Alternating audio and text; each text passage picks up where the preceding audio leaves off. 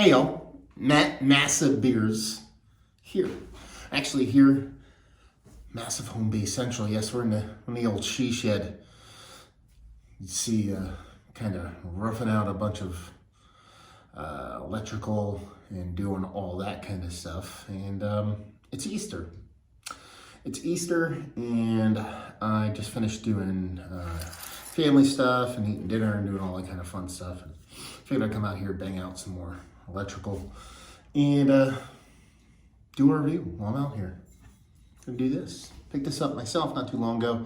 A couple weeks ago, I was out buying actually these tables I'm gonna be using for the she shed, and I went to Magnify Brewing. This is a collab they did with Interboro. It's called Bourbon Barrel Aged Sinister Prime Minister. It's an imperial stout with maple syrup and hazelnuts. Man, it comes in at 13% alcohol by volume, and it looks like birthday cake. So there you go. We'll be doing that. I do not have a proper bottle opener, but we have all kinds of tools here. So let's see how we make out here. See if we can get this wire cutter to do our dirty work here. Oh, that was pretty easy, to be honest with you. So give it a whirl. See what we got going on. Sorry, sound's gonna be super echo in here. There's no dampening or anything like this. Like I said, literally just sort of roughing out the wiring, putting in the sub panel. You can see a bunch of the Romex behind me. So just figured, might as well pop off a review. Yeah, look at that. Definitely looks the part of a big old spirited stout. It can smell this kind of big kind of bourbon characteristic from a distance even on this sucker. It just has this rich kind of bourbon character, a big sweetness even before I kind of go in, kind of get a big huff on it. But yeah, it has that motor oil blackness, not much of a head on it. This is one of these kind of plastic cups that I use for beer tube palooza. It's good nose.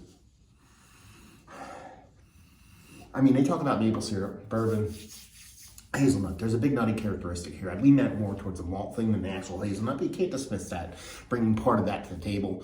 The bourbon is the big portion of the show here. Not super hot, just more of like a candied kind of flambéed bourbon. Like if you're gonna cook something with bourbon and then you reduced it, kind of burned off all the alcohol, that's the way the bourbon kind of comes off in this sweeter kind of milk stout kind of thing. They call this imperial stout maple syrup. I'd be surprised if there wasn't lactose in it the way this is coming off sweet-wise, but it smells like a nice, well-done, sweeter bourbon barrel-aged stout. I mean, look, it's called Sinister Prime Minister, and there's a bunch of like birthday party looking logo. It looks like birthday cake, basically, is what I'm saying the label looks like, so it kind of makes sense as far as the nose goes. Dive in. Cheers.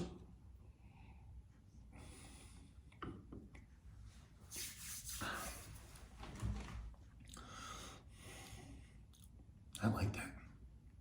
I actually like that quite a bit.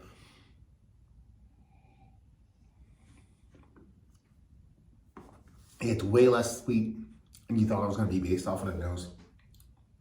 It actually has a nice roast to it. I'll dismiss the sweeter kind of the lactosey milk stout portion of the show here. It definitely comes off more like Russian Imperial Stout. Not as bittering as like an Americanized version, like your, Old Rasputin, something like that. Has this nice bittering both from a roast component and a malt component to it.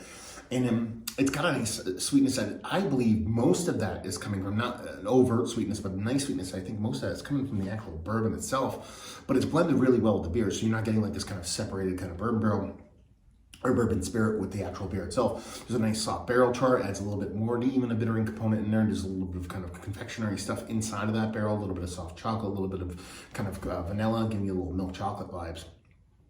The maple syrup here, that might be that perceptual sweetness on the nose, and then maybe even that's that little bit of sweetness adding with that bourbon and blending together, because it's not really coming off as overt kind of maple syrup for me.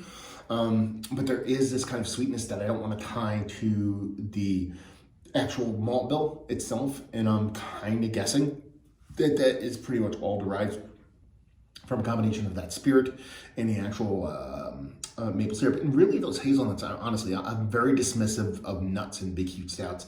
Almonds, hazelnuts, I don't think they really carry that much as far as impact goes nuts-wise, especially in a bigger ABV beer with a lot of different moving parts going on. But with this one, there just seems to be like this big, huge nutty characteristic that I can't really attribute to the malt. Like at the beginning I said, oh, I think it's a malt thing. I don't think it is. I actually think those nuts are actually coming through. Nice mouthfeel to it. not super thick, but in a good way. It's got the density you'd expect from a 13% Imperial Stout, but without that super thickness that makes it a little bit of a chore to drink. This is actually really good. It reminds me a lot of like old school barrel-aged Imperial Stouts, and the way it kind of comes off as far as the bittering and not being overly sweet, and how everything kind of plays in a beer. It just comes off really tasty. Very fun beer, let's put it that way. Not that Magnify can't do these, but I think the last couple Magnify Stouts I've had have been very much kind of push to the nth degree, challenge, hair on fire level stuff when it comes to the way their stouts come off. Basically new schools, kind of super, kind of Florida-like kind of stouts. This comes off a little bit more reserved, a little bit, like I said, a little bit more kind of old school in a very fun way. I like this quite a bit. Yeah.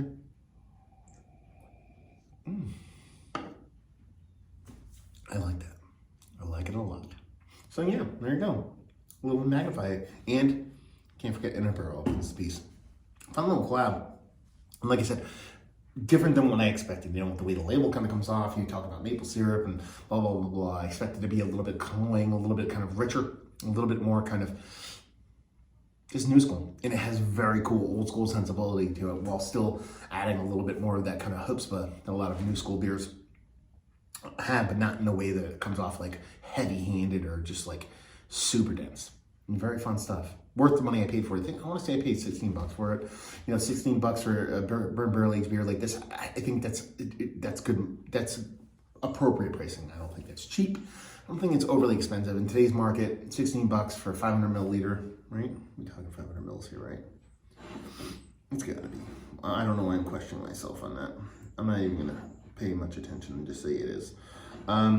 It's kind of, probably a little bit on the lower end nowadays, unfortunately, the way beer kind of goes. But ends up coming off really, really tasty, really well done. I'm a fan. Mount Rushmore status, one of the better bourbon barrel-aged stouts I've had. Is like, yes, Mount Rushmore status, no, but one of the better ones I've had, yes. The only thing keeping it out is a little bit of a wow factor that some other beers that I've had it brought to the table, but it's not far off. Let's put it that way. There you go. Let's talk about it. Magnify. What are your experiences? What have you had from them? What have you enjoyed? What have you enjoyed? And what do you dig? Have you had this beer in particular? And if you had, what did you think about it? Similar to what I've experienced or something a little bit different? Let me know. Curious. So there you go. Hopefully you guys enjoyed our review. Hopefully you're enjoying the echoey she shed so far. Hope to see you next time. Cheers, y'all.